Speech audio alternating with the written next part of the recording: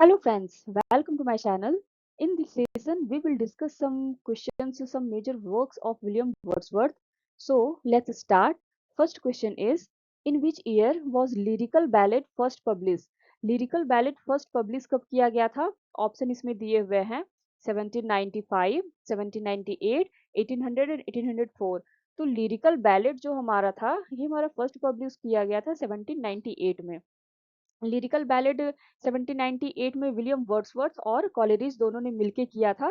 तो correct answer इसमें हमारा हो जाएगा 1798. Second question is who co authored lyrical ballad with Wordsworth. जो मैंने लास्ट स्लाइड में बताया कि विलियम वर्ड्सवर्थ का है लिरिकल बैलेड्स, वो किसके साथ उन्होंने ऐसे पब्लिश किया था, किसके साथ को ऑथर्ड करके, किसके साथ मिल करके. तो इसमें हमारा ऑप्शंस दिया हुआ है Robert Southey, Samuel Taylor Coleridge, Lord Byron and PB Shelley. तो करेक्ट आंसर हमारा इसमें हो जाएगा एसटी कॉलेरिज. एसटी कॉलेरिज के साथ इन्होंने मिलकर 1798 में लिरिकल बैलेड स्टार्ट किए थे, जिसमें से हमारा हो जाएगा यहाँ पे 4 क्वेश्चंस जो थे, सॉरी 4 पोएम्स जो थे वो थे एसटी कॉलेरिज के, और बाकी 19 पोएम्स जो थे वो थे विलियम वर्ड्सवर्थ के. तो ये टोटल कितना हो गया 23 पोएम्स का लिरिकल बैलेड 1798 में पब्लिश हुआ था. तो correct answer is ST Coleridge. Next, which poem begins I wandered lonely as a cloud. I wandered lonely as a cloud जो पोएम है वो शुरू होता है, स्टार्टिंग उसका लाइन क्या होता है?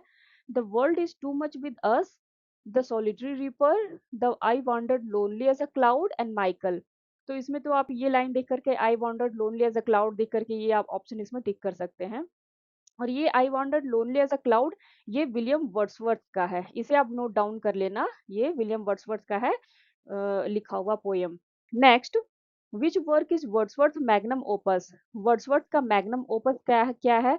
मैग्नम ओपस कहते हैं जो उनका मेजर वर्क होता है ना, उसे कोई एक जो उनका मेजर वर्क है किसी भी राइटर्स का, उसे मैग्नम ओपस कहा जाता है. तो इसमें ऑप्शन दिए हुए हैं the excursion, the prelude, the recluse and ode intimation of immortality. तो इनका वर्ड्सवर्थ का मैग्नम ओपस है वो क्या है? तो इसका करेक्ट आंसर हो जाएगा द प्रील्यूड. द प्रील्यूड जो है वो इनका ऑटोबायोग्राफिकल पोएम भी कहलाता है, जो कि कॉलेरिज ने एक पोएम लिखा था इनके लिए टू वर्ड्सवर्थ करके, और इसी का रिप्लाई ये वर्ड्सवर्थ देते हैं कॉलेरिज को. तो ये द प्रील्यूड जो लिखे थे वो इनका कॉलेरिज को ही रिप्लाई था. और इसका ये हो जाता है, सबटाइटल क्या होगा ये हम आगे पढ़ेंगे, पब्लिश कब हुआ है उसके उसका भी आई थिंक मैंने इसमें स्लाइड्स ऐड की हूँ, तो आप फिर इसका आगे देख लेना. Next question is London 1802 was written by. London 1802 किसने लिखा है? Options are Wordsworth, Coleridge, Milton and PB Shelley. तो करेक्ट आंसर इसमें हमारा हो जाएगा वर्ड्सवर्थ. वर्ड्सवर्थ का लंदन 1802 लिखा हुआ है, जो कि ये डेडिकेट किया गया था मिल्टन के लिए. ये किसके लिए है पोएम? ये मिल्टन के लिए लिखा गया था, जिसमें से ये मिल्टन को बोलते हैं कि मिल्टन फिर से ऐसे वहाँ लंदन में आए और देखे कि लंदन अभी कैसा हो गया है. लंदन मिल्टन के टाइम में बहुत ही अच्छा था और कैसे इसे फिर से वर्चुअस बनाया जाए इसके बारे में वर्ड्सवर्थ बात करते हैं. तो correct answer is Milton, sorry Wordsworth, और dedicated to this poem is Milton. Next, which poem is part of the Lucy poems. Lucy poems का कौन सा पोएम पार्ट है इसमें बताया गया है? लूसी पोएम्स वर्ड्सवर्थ का ही लिखा हुआ है. तो इसमें ऑप्शन दिए हुए हैं the solitary reaper, she dwelt among the untrodden ways, the world is too much with us and Michael. तो ये सारे के सारे पोएम तो वर्ड्सवर्थ के ही है, लेकिन लूसी पोएम में है सी dwelt among the untrodden way, इसमें इसके बारे में बताया गया है. ये जो पोएम है ये लूसी पोएम्स का ही पार्ट है और written by Wordsworth. Next, in which year was Wordsworth born. Wordsworth का डेट ऑफ बर्थ क्या है? तो इसमें तो हमारे यहाँ आंसर शो हो रहा है इसमें, तो ये 1770 हो जाएगा. 1770 से 1770 से 1850 तक इनका लाइफ स्पैन था. और कोकर माउथ कम्बरलैंड करके इनका प्लेस था, लोकेशन था वर्ड्सवर्थ का, जो कि एक बार क्वेश्चंस एग्जाम में भी झारखंड पीजीटी में आ चुके हैं कि उनका बर्थ प्लेस का नाम क्या था वर्ड्सवर्थ का, तो वो कोकर माउथ कम्बरलैंड ऐसे करके था. तो कभी-कभी वो सब भी छोटा-छोटा क्वेश्चंस जो होता है ना वो हम इग्नोर कर देते हैं, लेकिन ये सब भी क्वेश्चन कभी अचानक ऐसे देखने को मिल जाते हैं क्वेश्चन पेपर में. Next, which poem criticises materialism and alienation from nature? कौन सा पोएम है जो मटेरियलिज्म और एलिनेशन को नेचर से क्रिटिसाइज कर रहा है? नेचर का मटेरियलिज्म एलिनेशन जो होता है, एलिनेशन मीन्स होता है अलगाववाद, और मटेरियलिज्म जो होता है उसे आप जानते हैं, जो इतना मटेरियलिस्टिक चीज है वो सबसे हट करके जीना, ये सब उसके बारे में पोएम बताता है। तो इसमें आंसर दिया, ऑप्शन से दिए हुए हैं, I wandered lonely as a cloud, the world is too much with us, the solitary reaper and the Michael. तो इसमें करेक्ट आंसर हो जाएगा the world is too much with us. Correct answer is the world is too much with us. Next, which of these works was published in 1807? 1807 में कौन सा poem publish हुआ था, कौन सा वर्क पब्लिश हुआ था वर्ड्सवर्थ का? Options are lyrical ballad, poem in two volumes, the prelude and the excursion. तो इसका करेक्ट आंसर हो जाएगा हमारा poems in two volumes. Poem in two volumes जो है वो 1807 में पब्लिश हुआ था। लिरिकल बैलेड तो आपको पता ही है कि इतना मीन्स इनका मेजर वर्क है, 1798 में पब्लिश हुआ था, तभी से रोमांटिक एरा स्टार्टिंग माना जाता है। Next, which poem depicts a highland lass reaping alone? कौन सा ऐसा पोएम है जो एक हाईलैंड लैस, लैस मीन्स यहाँ होता है गर्ल, इसका मीन्स गर्ल होता है, लास मीन्स रीपिंग अलोन, कि ऐसा कुछ मीन्स फसल के बारे में बताया गया है जिसे जिसकी वो कटाई कर रही थी, और ये ऐसा किसमें, किस पोएम में बताया गया है? Option are the solitary reaper, Michael, nutting and the idiot boy. तो करेक्ट आंसर हमारा हो जाएगा the solitary reaper. The solitary reaper जो है वो इनका वर्ड्सवर्थ का एक फेमस पोयम है, जिसमें से एक स्कॉटलैंड की एक लड़की होती है, और स्कॉटलैंड के बारे में बताया गया है कि स्कॉटलैंड की एक लड़की रहती है, वो ऐसे कुछ फसल का काटती वाटती है ऐसे करके, और वो बहुत ही ऐसा कोई सैड सॉन्ग वो गाना गा रही थी ऐसा, वो जो बहुत ही सैड था, और फिर वर्ड्सवर्थ उस गाना को सुनते हैं, उनको पूरा उनको समझ में तो नहीं आता, बट वो ना उस उसके गाने से इतने इतने मीन्स प्रभावित हो जाते हैं कि वो गाना उनके हमेशा उनके मुँह से मीन्स उनको उनके हार्ट में वो हमेशा गाना रहता था। उसी चीज़ को लेकर के, उसी घटना को लेकर के ये द सॉलिटरी रीपर लिखे थे। तो करेक्ट आंसर इसमें हमारा हो जाएगा the solitary reaper. Next, which theme is central to Wordsworth poetry? Wordsworth की पोएट्री में उनका सेंट्रल थीम क्या होता था? तो वर्ड्सवर्थ तो नेचर से ही बिलॉन्ग करते हैं, नेचुरल पोएट वो थे, ये तो हम सब जानते हैं। तो इसमें ऑप्शंस दिए हुए हैं, urban life, science, nature and everyday language and mythology. तो करेक्ट आंसर इसमें हमारा हो जाएगा nature and everyday language. Nature का और उनका एवरीडे लैंग्वेज का मीन्स हमेशा वो ना ऐसा बोलते थे कि पोएम को हमको अपनी भाषा में लिखना चाहिए, ना कि ऐसा जैसे अभी भी बहुत सारे एग्जाम में ऐसे बोलते हैं ना कि कोई भी आंसर आप दो तो अपनी लैंग्वेज में दो, ना कि बुकिश लैंग्वेज होना चाहिए, किताबी भाषा होना चाहिए। तो उसमें भी ये वर्ड्सवर्थ का भी कहना था कि पोएम जो लिखते हैं वो हमेशा एक ऐसा लैंग्वेज में होना चाहिए कि सबको मतलब इजी एक्सेसिबल हो, हर किसी को समझ में आ जाए, और वो नेचर से बिलोंगिंग होना चाहिए, नेचर से बिलोंग करना चाहिए। तो करेक्ट आंसर हमारा हो जाएगा इसमें nature and everyday language. Next, which work is part of the larger poem the recluse? The recluse का कौन सा पोयम जो है वो पार्ट है? तो इसमें ऑप्शंस दिए हुए हैं, the excursion, Michael, the solitary reaper and she dwelt among the untrodden ways. तो इसमें करेक्ट आंसर हमारा हो जाएगा द एक्सकर्सन। द एक्सकर्सन जो है वो द रेक्लूज का ही पार्ट था। Next, which of the following is not a Lucy poem? कौन सा पोएम है जो लूसी पोएम नहीं था? तो इसमें लूसी पोएम तो मैंने बताया क्या, ऐसे वर्ड्सवर्थ का ही पोएम है ये, और इसमें बहुत सारे ऐसे पोएम्स होते हैं ना कि ढेर सारे पोएम्स होते हैं, जैसे लिरिकल बैलेड्स में बहुत सारे पोएम है, उसको कंबाइंड करके एक लिरिकल बैलेड बनाया गया है, तो वैसे भी ये सब भी है। तो इसका करेक्ट आंसर क्या हो जाएगा? इसमें बोल रहा है नॉट अ लूसी पोएम नहीं है। Options are strange fits of passion, 3 years she grow, I wandered lonely as a cloud, she dwelt among the untrodden ways. तो करेक्ट आंसर इसमें हो जाएगा I wandered lonely as a cloud. So correct answer हो जाएगा ये।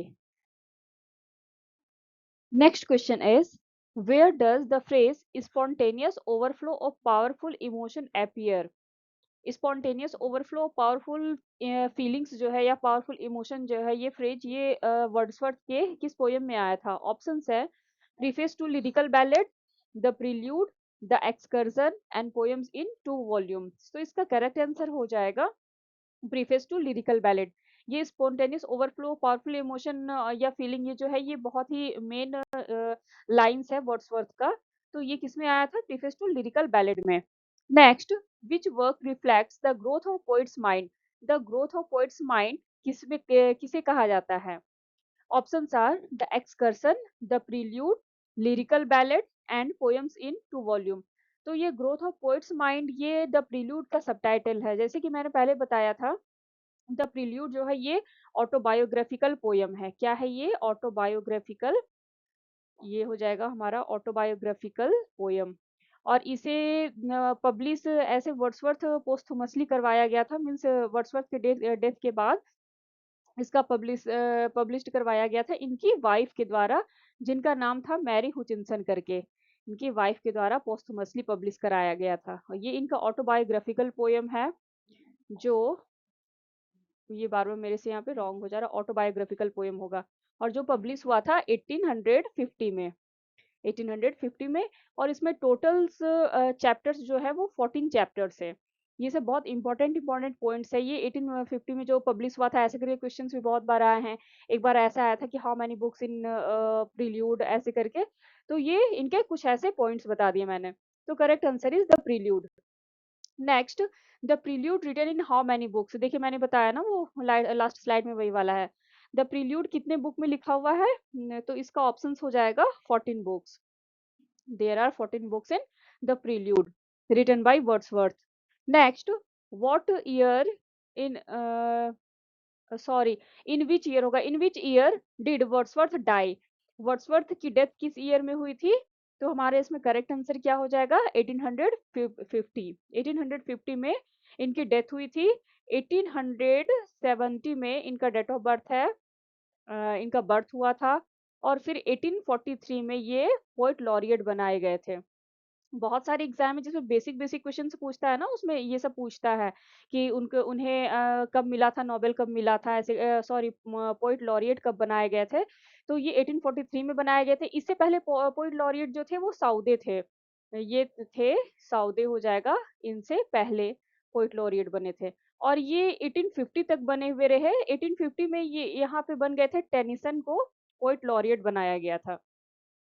तो ये हमारा हो जाएगा। और जब इनको पोएट लॉरिएट बनाया गया ना, तो इसी पे रॉबर्ट ब्राउनिंग ने कमेंट किया था। और वो द लॉस्ट लीडर जो बुक लिखा हुआ है रॉबर्ट ब्राउनिंग का, वो ये वर्ड्सवर्थ के ऊपर, इसी के ऊपर कमेंट या क्रिटिसाइज किए हैं, उस पे लिखा हुआ है द लॉस्ट लीडर करके, ऐसे करके। और ये किसका है? ये ब्राउनिंग ने लिखा है वर्ड्सवर्थ के ऊपर। ये हमारा एक पॉइंट यहाँ से बन गया।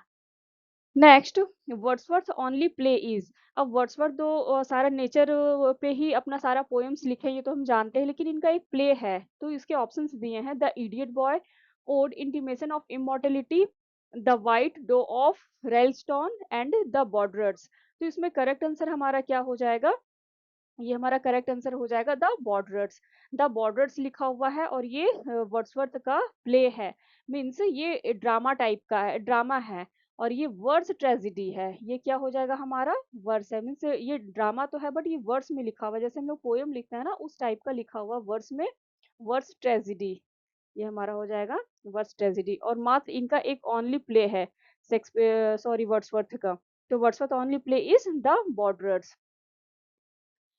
Next, when Wordsworth when Wordsworth published an evening walk and descriptive sketches, descriptive sketches और इवनिंग वॉक वर्ड्सवर्थ ने कब पब्लिश करवाया था? Options are 790, 793, 798 and 1800। तो इसमें करेक्ट आंसर हमारा क्या हो जाएगा?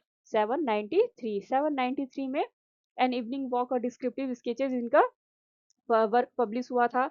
1798 में लिरिकल बैलेड आया था, ये इम्पोर्टेंट इनका है। और 1800 में लिरिकल बैलेड में प्रीफेस ऐड किया गया था। इसमें क्या हुआ था? ये प्रीफेस ऐड किया गया था। उसके बाद 1802 में इसमें पोएटिक डिक्शन ऐड किया गया था। मीन्स ये जो लिरिकल बैलेट है ना, इसे ही 4 बार पब्लिश करवाया गया था। मीन्स कुछ-कुछ क्वेश्चन पोएम्स उसमें ऐड करते जाते थे वर्ड्सवर्थ और कोलेरिज, और उसके बाद उसे दोबारा से ऐसे रिपब्लिश्ड ऐसे करवाया गया है। तो 1798 में जब भी हमारे से क्वेश्चन ऐसा पूछता है कि when will lyrical ballot published, when was lyrical ballot published, तो हम लोग इसे 1798 में ही लिखेंगे इसे। लेकिन कुछ-कुछ एग्जाम में ना ऐसे ही पूछते हैं, जैसे यूपी एलटी ग्रेड ये सब का एग्जाम हो गया, इसमें ना थोड़ा डीपली पूछता है। और उसमें पूछ देगा प्रीफेस टू लिरिकल बैलेड, ऐसे करके preface to lyrical ballad was written in. तो तभी हमारा आंसर हो जाएगा यहाँ पे 1800। एंड पोएटिक डिक्शन, ऐसे करके poetic diction added in preface to lyrical ballad, ऐसे करके भी क्वेश्चन पूछता है। तो ये हमारा कब हो जाएगा? 1802 में। इसके ऊपर मैं एक शॉर्ट नोट्स बना दूँगी और ऐसे करके शॉर्ट्स ही बना दूँगी। तो उसमें ना आपको ये देखने में ये मीन्स एक बार पॉइंट एक बार में आपको सारे वो पॉइंट्स आपको मिल जाएँगे। उसके बाद फिर 1802 में ये पब्लिश हुआ था पोएटिक डिक्शन के साथ। फिर 1805 में लास्ट लिरिकल बैलेड पब्लिश करवाया गया था। लेकिन इसका माना कब जाता है 1798 में ही मेन माना जाता है। ये क्वेश्चन आपको पूछेंगे तो आपको 1798 में ही लिखना है। यदि उसमें कुछ और ऐड करता है कि प्रीफेस कब उसमें लाया गया या फिर पोएटिक डिक्शन कब लाया गया, फिर फाइनली कब पब्लिश करवाया गया था लिरिकल बैलेड ऐसे करके तो आपको फिर 1805 ऐसे करके देना है। तो ये हमारे लास्ट स्लाइड हो गए। आई होप आपको ये वीडियो बहुत अच्छा लगा होगा। आप इससे बहुत सारे नॉलेज गेन किए होंगे। बहुत सारे पॉइंट्स ऐसे होते हैं ना क्योंकि हम लिटरेचर के स्टूडेंट्स हैं तो बहुत सारे कुछ-कुछ पॉइंट्स तो हम पहले से जानते हैं लेकिन एक क्वेश्चन मिलने के बाद जब उससे 3-4 पॉइंट्स हमारे बनने लगते हैं ना, तो हमारा उसका थोड़ा-सा नॉलेज एक्सपैंड हो जाता है। तो I think you enjoy this session. Video कैसा लगा कमेंट करके बताएँ। मिलते हैं नेक्स्ट वीडियो में। Thank you. Bye. Like and subscribe my channel. Thank you.